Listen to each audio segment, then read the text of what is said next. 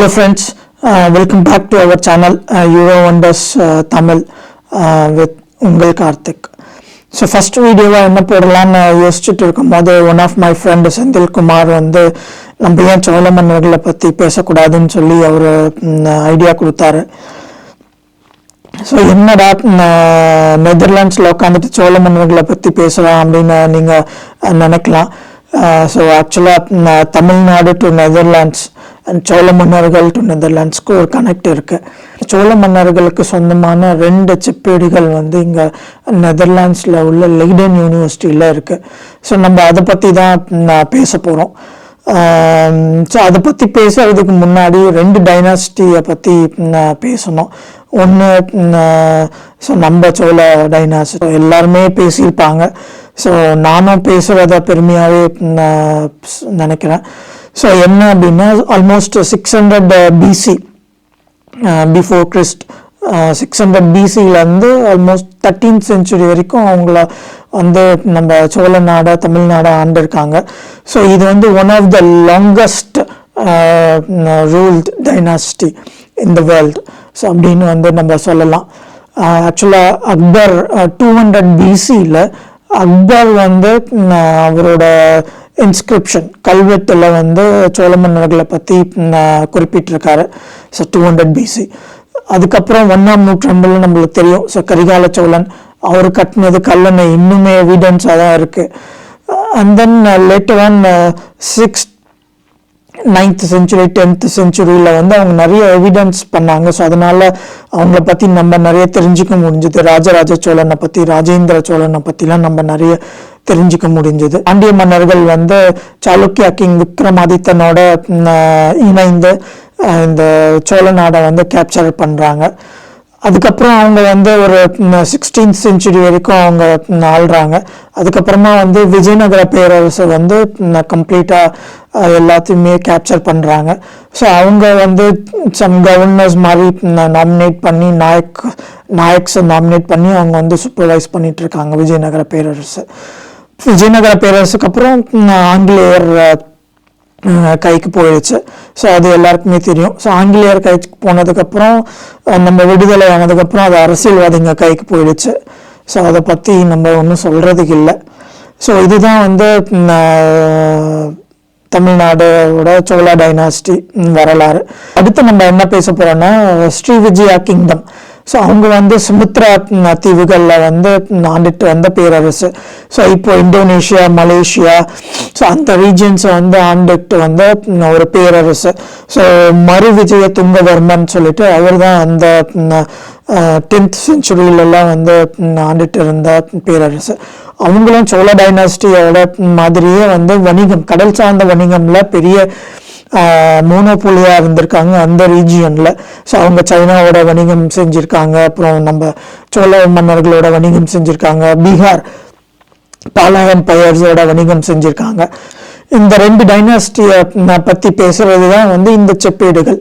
So இது என்ன செப்பேடுகள்னு பார்த்தோம்னா இது வந்து Anaimangalam copper plate Anaimangalam copper பிளேட்னு சொல்கிறாங்க. இல்லை லெய்டன் பிளேட்ஸ்ன்னு இப்போ வந்து சொல்லிட்டு இருக்காங்க. ஸோ இங்கே வந்து லெய்டன் யூனிவர்சிட்டியில் வந்து இந்த ஆனைமங்கலம் செப்பேடுகளை வந்து பாதுகாத்துட்டு வராங்க. ஸோ நான் இங்கே ஒரு பாயிண்ட் ஹைலைட் பண்ணி சொல்ல வேண்டியதாக இருக்குது. ஸோ நல்லாவே பாதுகாத்துட்டு வராங்க. ஸோ இது யாருக்கு சொந்தம்ன்ட்டு அந்த டிபேட்குள்ளே நான் இப்போ போகல. ஸோ நான் பார்த்த வரைக்கும் வந்து நல்லாவே பாதுகாத்துட்டு வராங்க. லெய்டன் யூனிவர்சிட்டியில் மிஸ்டர் டோரஸ் அவங்க கீழே இருக்குது. அவங்க தான் பாதுகாத்துட்டு வராங்க. ஸோ அவங்க தான் இந்த custodian of this Anaimangalam copper plate. So நான் அந்த லிங்க் கொடுக்குறேன். அவங்களோட மெயில் ஐடி நான் லிங்க் கொடுக்குறேன். ஸோ நீங்கள் வந்து இது வந்து யார் வேணாலும் இப்போ நெதர்லாண்ட்ஸ் வந்தோன்னா நம்ம வந்து அவங்களுக்கு வந்து ரெக்வஸ்ட் கொடுத்தோன்னா அவங்க வந்து அப்பாயின்மெண்ட் கொடுத்துட்டு நம்ம போய் டைரெக்டாகவே பார்க்கலாம். ஸோ நம்ம அப்படி தான் அப்பாயின்மெண்ட்டு நானும் என்னோட நண்பரும் வந்து அப்பாயின்மெண்ட் வாங்கிட்டு நாங்கள் போய் அந்த லெய்டன் யூனிவர்சிட்டியில் இருக்க அந்த காப்பர் பிளேட்ஸை பார்த்தோம். அவ்வளோ பிரமிப்பாக இருந்தது அந்த காப்பர் பிளேட்ஸை. ஸோ நம்ம இந்த காப்பர் பிளேட்ஸை பற்றி தான் இப்போ பேச போகிறோம். இந்த ஆனைமங்கலம் காப்பர் பிளேட் இது வந்து ஒரு 30 கிலோ 2 காப்பர் பிளேட்ஸ் இருக்குது. ஒன்று வந்து 30 கிலோ கொண்ட காப்பர் பிளேட்டு, இன்னொன்று வந்து 5 கிலோ கொண்ட காப்பர் பிளேட்டு. ஸோ 30 கிலோ ஒரு காப்பர் பிளேட்ஸ். ஆக்சுவலாக காப்பர் பிளேட்ஸ் வந்து 21 காப்பர் பிளேட் சேர்ந்த ஒரு ரிங். நான் உங்களுக்கு அந்த வீடியோ ஷேர் பண்ணுறேன்.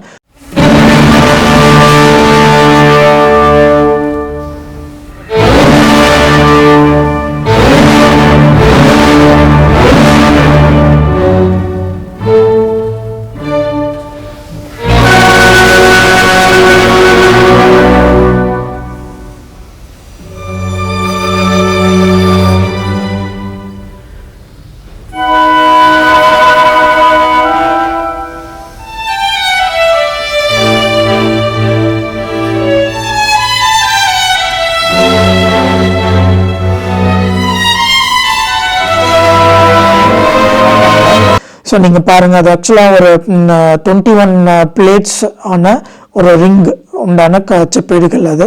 ஸோ அதில் ஒரு பெரிய எம்ப்ளம் இருக்குது. என்ன சர்ப்ரைஸ்னால் அந்த எம்ப்ளம் சோழ மன்னர்களோட எம்ப்ளம் வந்து புலி சின்னம், பாண்டிய மன்னர்களோட மீன் சின்னம், அண்ட் சேர மன்னர்களோடது வில்லம்பு சின்னம்.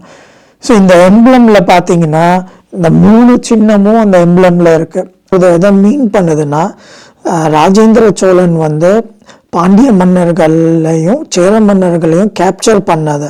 அதாவது மீன் சின்ன பாண்டிய மன்னர்கள், அம்பு சின்னம் வந்து வில்லம்பு சின்னம் வந்து சேர மன்னர்கள்.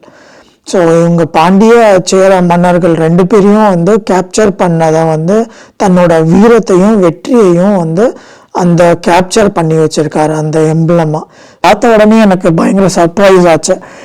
ஸோ இது யார் இது இன்ஸ்கிரிப்ட் பண்ணதுன்னா, இந்த ராஜேந்திர சோழன், ராஜராஜ சோழனோட பையன் ராஜேந்திர சோழனால் பண்ணப்பட்டது இந்த ஆனைமங்கலம் காப்பர் பிளேட்ஸ். ஸோ இது என்ன சொல்லுது ஆனைமங்கலம் காப்பர் பிளேட்ஸ் அப்படின்னு பார்த்தோம்னா, அதாவது ராஜராஜ சோழன் வந்து அவர் செய்த ஒரு கொடையினை மென்ஷன் பண்ணுறதுக்கு தான் வந்து இந்த ஆனை காப்பர் பிளேட்ஸை சொல்கிறாரு. ஸோ அது என்னன்னு பார்த்தீங்கன்னா, நான் முன்னாடியே சொன்ன மாதிரி இந்த ராஜராஜ சோழன் சோழ டைனாஸ்டிக்கும் ஸ்ரீ விஜயா கிங்டம்க்கும் தொடர்பு கொண்டது தான் இந்த ஆனைமங்கலம் காப்பர் பிளேட்ஸ். இப்போ ஸ்ரீ விஜயா கிங்டம்மா வந்து அந்த மறு விஜய துங்கவர்மன் அவர் அந்த கிங் வந்து புத்திஸ்ட் ஃபாலோ பண்ணிட்டு வந்திருக்காரு.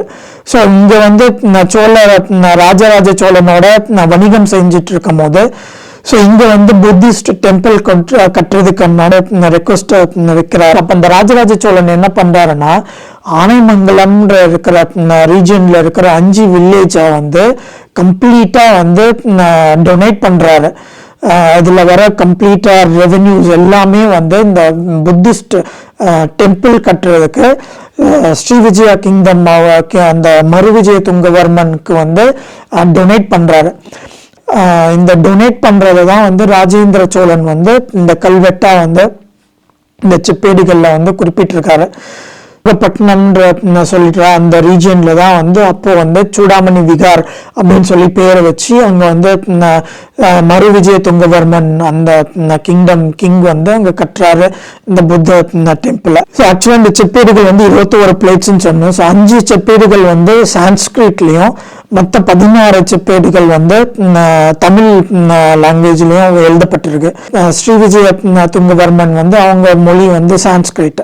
ஸோ 2 பேருக்கும் கம்பைண்டாக புரியணுன்றதுக்காக இந்த 5 லாங்குவேஜ் இந்த சான்ஸ்கிரிட்லேயும் 16 பிளேட்ஸ் தமிழ்லையும் எழுதியிருக்காங்க. ஸோ அது ஆக்சுவலாக இது என்ன குறிக்குதுன்னு பார்த்தீங்கன்னா, ராஜராஜ சோழன் வந்து அவ்வளோ டைவர்சிஃபைடாக இருந்திருக்காரு. ஸோ வேற ரீஜியன்ல இருந்து வந்த ஒரு கிங்குக்கு வந்து நம்ம நாட்டில் வேற ரிலீஜியனை ஃபாலோ டெம்பிள் கட்டுறதுக்கு நம்ம நாட்டில் இருக்கிற வில்லேஜை வந்து கம்ப்ளீட்டாக டொனேட் பண்ணி கொடுத்துருக்காருன்னா, ராஜராஜ சோழன் வந்து வீரத்தில் மட்டும் சிறந்தவர் இல்லை, கொடையிலையும் வந்து நிறைய சிறந்தவர்ன்ட்டு நம்மளால புரிஞ்சிக்க முடியுது. ஸோ நான் சொன்ன மாதிரி 2 காப்பர் பிளேட்ஸ் இருக்கு.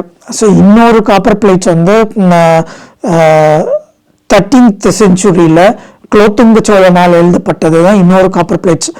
அது வந்து 3 காப்பர் பிளேட் தான் இருக்குது, ஃபுல்லாக தமிழில் தான் எழுதியிருக்காங்க. ஸோ குலோத்துங்க சோழனால் எழுதப்பட்டது. ஸோ அந்த காப்பர் பிளேட்டில் என்ன சொல்கிறாங்கன்னா, ஆக்சுவலாக ராஜராஜ சோழன் கட்டின அந்த புத்த டெம்பிளுக்கு வந்து ரெனோவேஷன் ஒர்க்ஸ்க்காகவும் அங்கே தங்கியிருக்க புத்த துறவிகளுக்காகவும் இன்னமும் அந்த ஆனைமங்கலம் வில்லேஜில் 5 வில்லேஜில் எல்லா ரெவென்யூஸும் அவங்களுக்கு கொடுத்துட்ருக்காங்க. ஸோ அந்த ஆண்டு காலமாக பண்ணிட்டு இருக்காங்க அப்படின்றத இந்த குலோத்துங்க சோழனோட செப்பேடுல சொல்லிட்டு இருக்காங்க. ஸோ இதுதான் இந்த ஆனைமங்கலமோட செப்பேடுகளோட ஹிஸ்ட்ரி. ஆனைமங்கலம் காப்பர் பிளேட்ஸ் எப்படி நெதர்லாண்ட்ஸ்க்கு வந்தது அப்படின்னா, ஸோ நம்ம லேட்டர் ஆன் விஜயம் நகர எம்பையர்ஸ் வரும்போது இந்த புத்திஸ்ட் இந்த புத்த இது ஆல்மோஸ்ட் அழிஞ்சிற நிலையில போயிடுச்சு. ஸோ ஆங்கிலேயர் ஆட்சி காலத்தில் அந்த நாகப்பட்டினம் டிஸ்ட்ரிக்டோட கவர்னர் ஒரு ஆர்டர் ஸ்கூல் கட்டலாம் அப்படின்னு ஆர்டர் போடுறாரு. ஸோ இதை டெமாலிஷ் பண்ணிட்டு ஸ்கூல் கட்டிடலாம் அப்படின்ட்டு. ஸோ அப்போ ஃபுல்லாக கம்ப்ளீட்டாக டெமாலிஷ் பண்ணிடுறாங்க. பக்கத்துலேயே ஒரு பெரிய ஆலமரம் ஒன்று இருந்திருக்கு. அந்த ஆலமரத்தையும் கம்ப்ளீட்டாக சாஃப்ட் அப் பண்ணி ரிமூவ் பண்ணிட்டாங்க. அப்புறம் அந்த ஆலமரத்தில் ரூட்ஸ் எல்லாம் கிளியர் பண்ணும்போது அவங்களுக்கு ஒரு சாம்பர், கல்லால் அந்த சாம்பர் ஒன்று கிடைக்கிது. ஸோ அதை ஓப்பன் பண்ணி பார்க்கும்போது அவங்களுக்கு 8ஆம் நூற்றாண்டு சேர்ந்த புத்த சிலைகள்னு அவங்களுக்கு தெரிய வருது. ஸோ அப்போ கவர்னர் கம்ப்ளீட்டாக ஆர்கியாலஜி டிபார்ட்மெண்ட்டுக்கு ஆர்டர் போடுறாரு. ஸோ கம்ப்ளீட்டாக இதை இன்வெஸ்டிகேட் பண்ணணும், இந்த ஏரியா ஃபுல்லாக இன்வெஸ்டிகேட் பண்ணணும் அப்படின்னு சொல்லும் போது இன்வெஸ்டிகேட் பண்ணுறாங்க. இது ஆல்மோஸ்ட் 300க்கு அதிகமான உலோகங்களாலான புத்த சிலைகள் அவங்க கண்டுபிடிக்கிறாங்க. அப்போதான் இந்த காப்பர் பிளேட்ஸ் அவங்களால கண்டுபிடிக்கிறாங்க. ஸோ லேட்டர் ஆன் அங்கே ஒர்க் பண்ண ப்ரொஃபஸர் மூலிமா அது ஸோ இங்கே லெய்டன் யூனிவர்சிட்டிக்கு இங்கே வருது. ஸோ இதுதான் இந்த ஹிஸ்ட்ரியோட பேக்ரவுண்ட். ஸோ இன்னுமே நாகப்பட்டினம்ல புஷ்பவனம்ன்ற ஏரியாவில் கல்லாலான புத்த சிலைகள், அதாவது 11ஆம் நூற்றாண்டு 10ஆம் நூற்றாண்டுக்கு சொந்தமான கல்லாலான புத்த சிலைகள் நம்மளால பார்க்க முடியும். ஸோ நீங்கள் நாகப்பட்டினம் போனீங்கன்னா இந்த புஷ்பவனம் வில்லேஜ் போய் நீங்கள் பாருங்கள், ஸ்டில் இன்னும் இருக்கும். ஸோ இதுதான் இந்த ஆனைமங்கலம் காப்பர் பிளேட்ஸோட ஷார்ட் அண்ட் ஸ்வீட்டான ஒரு ஹிஸ்ட்ரி. கம்மிப்பாக இருந்தது அந்த காப்பர் பிளேட்டை பார்க்கும்போது. ஸோ நீங்களும் நெதர்லாண்ட்ஸ் வந்தீங்கன்னா கண்டிப்பாக இந்த காப்பர் பிளேட்ஸ் போய் பாருங்கள். ஸோ இது நான் ரொம்ப ஷார்ட்டாக தான் சொல்லியிருக்கேன். ஸோ இன்னொரு வீடியோ நம்ம போடலாம், இது கம்ப்ளீட்டாக டீட்டெயில்டாக என்ன ஒரு பிளேட்ஸில் என்ன போட்டிருக்குன்னு நம்ம அதை ஸ்டடி பண்ணி நான் கண்டிப்பாக இன்னொரு வீடியோ நான் உங்களுக்கு போடுறேன். லைடன் யூனிவர்சிட்டி பற்றி லிங்க் அண்ட் தென் அந்த கஸ்டடியன் டாக்டர் டோரஸ் பற்றியோட லிங்க் இந்த டிஸ்கிரிப்ஷனில் கொடுக்குறேன். So if you have any questions, please write it on the comment. So I will reply as soon as possible. That's it now. See you on a next video. So Karthik signing off now. Take care. Bye.